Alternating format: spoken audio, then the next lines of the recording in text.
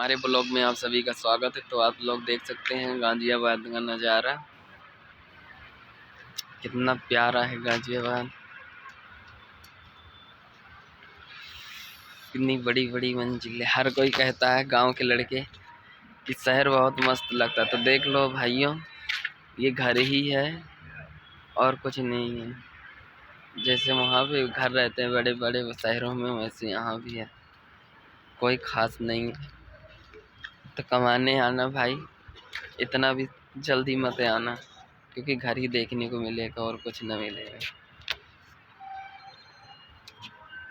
तो दोस्तों, हम आए थे कपड़ा डालने, अब हम जा रहे हैं नीचे।